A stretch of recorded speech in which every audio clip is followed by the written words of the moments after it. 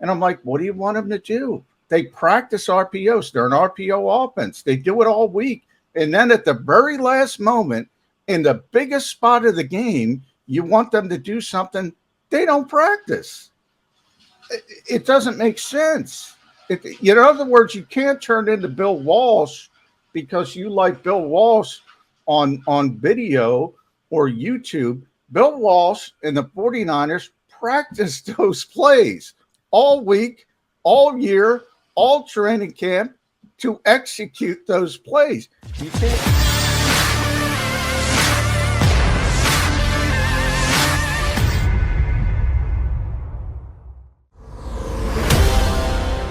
Show. Good to have John McMullen by my side here again today. But Johnny Mac, you're going to take an exit stage left in the early proceeding of today's show, correct? Yeah, Nick Sirianni, because it's it's a short week. He's going to do his pregame, pre-press conference. So it's Friday press conference this morning at 8:30, of course. So Warrior Wednesday turns into Focus Friday. We're really on a Friday on a Wednesday, if that makes sense, Jody. My head's swimming, so you can imagine what happens during an NFL week. But yeah, everything is upheaval. It is turned on its head, and you just do the best you can. I was talking to Bruce Arians about this yesterday. Obviously, Bruce is a veteran coach, has been doing this for a long time. Said the same thing, but I did get one player to say he liked Thursday night games. Yes, Jason Kelce likes Thursday night games more because he hates practice and he'd just rather be out there and playing. But it was interesting to finally get somebody to say, yeah, I like it. I like it. That was surprising. So, I think he said, I love short weeks. And he explained why. He wants time off. No practices. And God bless Jason Kelce. And he's great. And he never gets hurt. He plays every single game. And he's Pro Bowl level. Shoot, he might be Hall of Fame level, but he didn't exactly put forth a ringing endorsement of practice. Yeah, don't have to practice. That's good by me. and then the back end made much more sense that you've almost got like a mini bye afterwards. That when you play on a Thursday night, there certainly is some downside immediately thereafter because you don't play till the following Sunday. And most teams, and I can guarantee you, even though this is a new Eagle administration, new coaching staff, new way of doing things, the Eagles will give their players downtime. Why? Because they always give their players downtime. Well, you have to. It's now collectively bargained. So it's in the CBA. They have to. It's not even up to them. Every team has to. And that's one of the reasons why Jason's like, Jason's great. Every once in a while he'll he always tells the truth. So, but every once in a while he'll let you in and say, he's talking about young players last year. I remember one of his great quotes, I'm listening to Jeff Stoutland install the same blocking scheme for the 1,000th time. I mean, the guy he's not the Tom Brady of centers, but he's in that range. He's seen it all. He's done it all. We talked about this in training camp. Guys like that don't need training camp as much as young players. They certainly don't need practice as much as young players. And yeah, he you didn't go the Allen Iverson route, but essentially he said the same thing. Practice, let's get to the games. He did make at least me laugh. Sounds like he made you laugh yesterday. But he had one really good answer to one really good question that he gave credit to the person who asked it. And if I could remember what it was, I can't tell. I'd just be guessing as per voices. Maybe you remember exactly who it was. Asked about players playing up to their potential. That there have been guys that Jason played with, and now it's a lot with all the years that he's logged here with the Eagles. Some who lived up and surpassed their potential coming in, and others who never quite reached their potential coming in. And he was asked, how do you ferret that out? How do you understand? How do you realize, maybe after the fact, why someone would overachieve, why someone would underachieve? And he gave a great answer. He said, it really comes down to self-evaluation, that if you know what you need to do after the fact, that's going to allow you to become the best player that you can. That if you do diligent work, both at practice and watching the film thereafter, and see when you get something wrong. All right, here's where I have to improve. Here's where I have to correct. Here's where I have to do something different. That's only going to make you better. And or someone who's overly critical of themselves, who's going to say that they have to analyze every single step that they make, that they might do too much thinking, that it's the person who really understands themselves and what their capabilities are and will work to correct them when there are shortcomings are the people who achieve the most. That was a really thoughtful answer he gave yesterday. Yeah, well, yeah, I agree. I mean, Jason's the best. He always gives thoughtful answers. I think he's because of the position he plays, he's one of those guys that probably doesn't get the credit he fully deserves as being an all-time Philadelphia sports legend. And then you put the off the field stuff on top of it. He is such a thoughtful guy. He's willing to communicate. He's willing to essentially talk to the fans, explain things. All of that is great. And he brings it up. I mean, everybody's got potential. Jason's a perfect example of that as a 6th-round pick. Everybody who gets drafted in the NFL has got potential. They're the top, 1% of, college football players. So, what sets the guys who turn the corner apart from guys who don't? And, think about coaches talking about it all the time. Self-scout. You got to self-scout yourself. Same thing with players. You got to be honest with yourself. You got to say, I hate to bring him up, but it's too easy. If you're Ben Simmons, you got to say, I got to work on this. I got to work on my 3-point shooting. I got to work on this part of my game, and I got a chance. And by the way, he's on a different level. He could be a superstar. Won't do it. Won't self-scout himself. Has people around him who tell him he's great. Doesn't need to change anything. And you see what happens. You don't reach your potential. You have other players. I think, football-wise, probably the most notable would be Jerry Rice. There were a lot of receivers that had more physical gifts than Jerry Rice. I mean, he still was top tier. He still was obviously really, really talented, but he wasn't the 4-4 guy. He worked harder than anybody else. All anybody ever talked about with Jerry Rice is his work ethic. Same thing with Michael Jordan. So when you have great talent and you match it with great work ethic, you turn into that's where you get your really superstar players. Then when you go lower down the totem pole, less talent. The guys who really self-scout and do things and are honest with themselves and prove, and they get better. And the guys who don't, kind of waste away.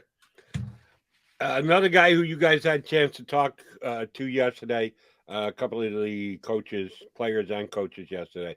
But your boy JG, Jonathan Gannon, was one who spent some time talking to the Eagle Beat guys.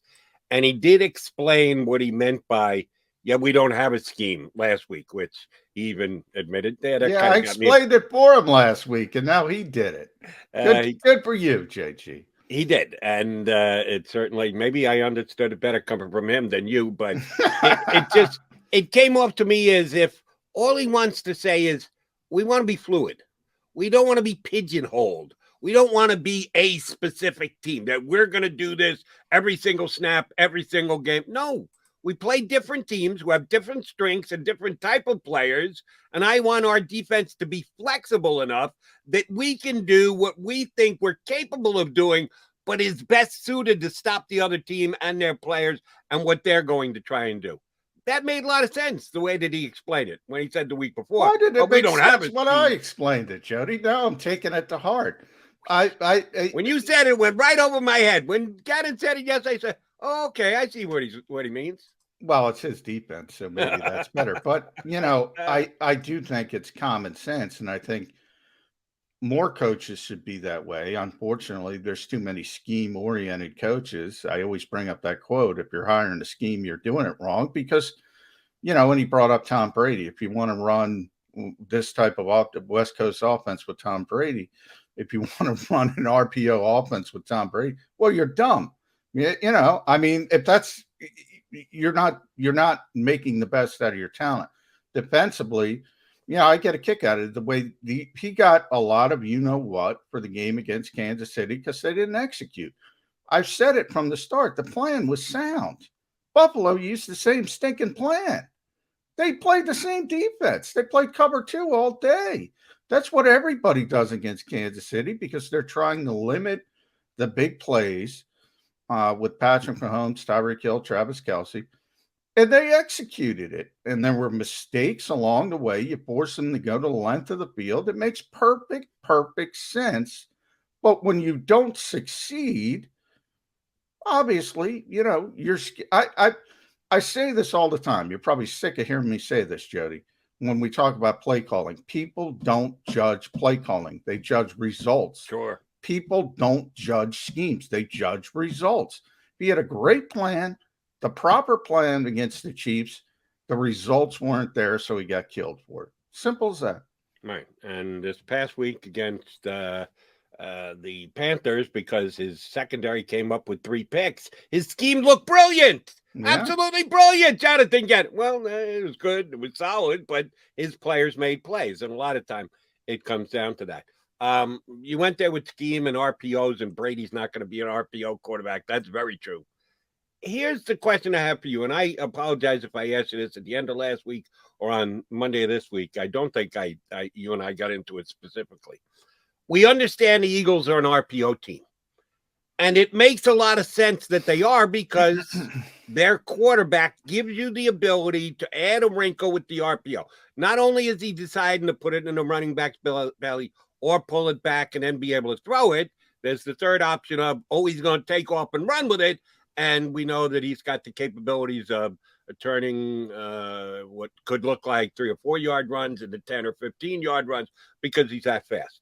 But because of that, it seems that the Eagles' amount of runs per game is significantly down. Miles Sanders looks like a below average back at this stage, and I don't believe that Miles Sanders is a below average back. Kenny Gainwell is producing, but he's doing more so out of the passing game than out of the running game. The Eagles' leading rusher is, not surprisingly, Jalen Hurts. And I'm sorry, that's not a good thing. I know that Baltimore wins and they've got Lamar, but he's a different bird than everybody else in this league, including Jalen Hurts. Here's my question. Are the Eagles overdoing the RPO aspect of their team? I get it that they have to do it. If they want to get the most out of Jalen Hurts, you start defining your system by what can my quarterback do and not do. What is he good at? What is he different at? What he can do that no one else can do. I understand all of that thinking, and that's what Nick Sirianni is employing and Shane Steichen on the offense. But have they tilted too much? Have they become too much of an RPO team because of Jalen Hurts? Is that a mistake? I think so, but for different reasons. I think this is the chicken and the egg sentiment. Are you trying to win the game or are you trying to evaluate the quarterback?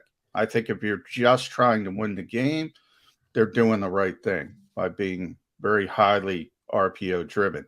If you're trying to evaluate the quarterback long term, I think they're doing the wrong thing.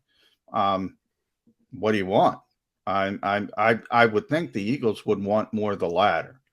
I would think Nick Sirianni, and this is the disconnect between coaching and the general manager and the front office at times, when you're at a transition phase, rebuilding phase, whatever you want to call it, he's trying to win games. He's trying to win games and he's trying to do the best to win games. And I think that's the way he should go about it. Howie Roseman's got a different job. And I think he should be prodding Nick Sirianni to say, look, we got to know if this kid is where we're going to go long term. So I think it's difficult. You're trying to serve two masters. And the bottom line is the coach gets into the grind of the season. And all that matters is beating the next team. And that's where he is. And that's what he's doing. And he's going to try to take advantage of Jalen Hurts' strengths. He's going to try to mask his deficiencies. And I don't know if that's the best thing long term. It's obviously the best thing short term. Or is it? And you gave me a good answer, but you didn't directly answer my question. Yeah, I think it is short term. I think it is. I don't think he's capable of doing a lot of the things people want to see him do. And I think it will get ugly at times if people think that's the way they want to go. In other words, I brought this up a couple times. I always go back to that Penn State Ohio State game with Trace McSorley. They had a fourth down, and Penn State fans went nuts because they ran an RPO. And I'm like, what do you want them to do? They practice RPOs. They're an RPO offense. They do it all week. And then at the very last moment, in the biggest spot of the game, you want them to do something they don't practice. It doesn't make sense. In other words, you can't turn into Bill Walsh because you like Bill Walsh on video or YouTube. Bill Walsh and the 49ers practiced those plays all week, all year, all training camp to execute those plays. You can't just go, oh, I remember what Bill Walsh did in so-and-so season. Let's pull this out at the biggest moment. My players have never seen it before. That's what they are. They're an RPO offense because of the quarterback, and that's what they're going to run. And you're a big college football. Johnny, here's Real my quick, question. Jody, just one last thing. You're a big college football fan, so when RPO offenses are not running well, it can get really, really ugly. It's not aesthetically pleasing football. But when it works, it's successful. Sorry. That's okay. No, and I'll use your answer to further my question. The Penn State play that you refer, I do remember that, and probably the unfair criticism thereof. Nobody runs RPOs 100% of the time. Is that accurate? No, the most RPO-driven team in college football or the pros don't run an RPO every single play, do they? No, but remember, it's more than one play, which drives people nuts. You have an option it's built in. Right. It's you have an option to kill. That's what happened to the Eagles at 4th and 3. Shane Steichen explained we had a kill in that. They got the play in too late against Kansas City, if you remember. They had to call the timeout. Then they came out on the field and kicked the field goal, which they thought they got a delay game penalty, some convoluted explanation. But anyway, you're right. You don't have to run it. I'm saying, but that's their identity. That's what they feel like they do best. You have an option to run or throw on the same play with a movement-based quarterback. That's why you put the offense in there in the first place, to have that option. And obviously it didn't work. If it works, everything's copacetic. Everything comes down to execution. We get back to the prior conversation. Right. But when it doesn't work, it's ugly. Here's my point / question. It's a percentage, right? It's not 100%. They don't run an RPO on every single play. They don't run one a game. So it's somewhere there in the middle. And the percentage changes down, distance, score, everything else. My perception is they're running it too often. They need to scale back on it a little bit. There's no rule against just dropping in under center and then handing the ball to Miles Sanders. In my estimation, they're not doing enough of that. And I don't know if it's because the coach firmly believes that every RPO they run is the best potential play they run. I don't know if that's his guidance as of right now coming from above. You think it's the exact opposite. He's flying in the face of what they'd like to tell him from above. No, we need to see more of Jalen Hurts so he can make a long-term decision. Whatever it is, I think there's imbalance right now in Eagle offense. Well, and they're over by RPO. the way, I would agree with you. But I've told Eagles fans all week, this is the week you should press pause. And you're going to have a guest on from Tampa while I break off to get to the Nick Sirianni press conference. But the Tampa Bay Buccaneers have led the league in rush defense in 2019, 2020, and this year they're giving up less than 50 yards a game on the ground. And B2B is in the middle of that line. And the Eagles ain't running the football unless it's Jalen Hurts running the football. So this is not the week. I hear what you're saying, but we should press pause on this conversation that's very until after Thursday and then get back to it, because this is not the week you want to be going between the tackles. And a quickie question for you, and you're right. We're going to have J.C. Allen scheduled to join us from Pewter Report, covers the Bucs on a day-in, day-out basis. I was surely going to get to this with him, that they are the number one defense against the run, yards allowed per game. They're last in the NFL against the pass. Yeah. Well, back to the phrase you used earlier, chicken and egg. Well, which is it? They're the best run defense because everybody looks at them and goes, well, we can pass the ball against them, so therefore they do, and therefore they have success, so therefore you're going to be very good against the run. Or is it because their run defense is so good, you go, oh, man, we can't run the ball against them, so we better try and pass it. Usually, Jody, chicken and the eggs are causality dilemmas. That's why you say it, because you don't know the answer. In this case, it's not because you know the answer. It's the egg. People can't run against them, so they throw it. They're behind a lot, so the yardage gets skewed. Now, they're also injured, so that's part of it as well. It has been easier to throw the football, but you cannot run the football against this team.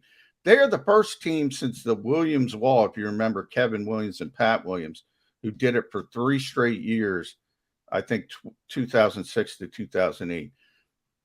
As I said, 2019, 2020, now they're leading by far in 2021. They're on pace to lead the league in rushing defense for 3 seasons. That's not a short sample size. And by the way, it's basically right when Vita Vea showed up. Yeah. That's basically, that was like, okay, we're not going to do this. It's if the Eagles run the football against Tampa Bay, not Jalen Hurts, that's different.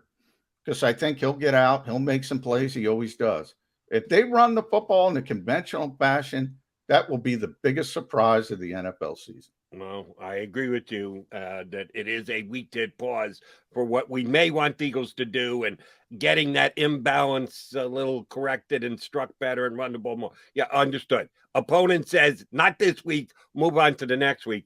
But I will ask Howie Roseman tonight at pause because we will see this week a team with playmaking linebackers that can play defense and stop the run and make another team dictate terms on play calling and the like. Because Devontae David's not going to play, so big break for the Eagles. Is a break, but they're still good enough that I think their linebackers will dictate play. And I just hope Howie Roseman takes note of it. Perchance, maybe notices that having playmaking linebackers can be advantageous. Yeah, that's not a bad thing to have. That's not a bad thing. All right, so you're dropping off to go listen to the head coach speak, huh? I am. Nick Sirianni press conference, and I'll be back. You can't get rid of me that easily. We'll get ready of you for 20, 25 minutes, but then yes, we'll be glad to have you enjoy back. it. Enjoy the respite. I will, but I will not enjoy it as much if we don't get JC up here. No, he's going to be up. I already chatted with him, so he'll be up. J.C. Allen is going to join us coming up next. He covers the Bucs for PewterReport.com, good Bucs website. We'll kind of deep dive into the opponent this week. Pretty darn good. The defending Super Bowl champion Tampa Bay Buccaneers coming to town tomorrow night. So John McMullen's going to jump off here with the coach has to say, and we'll pick John's brain when he comes back about did Nick Sirianni tell us anything worth noting, or did he tap dance, which you often do in your right before the game press conference. But we'll see whether coach has any insight for us.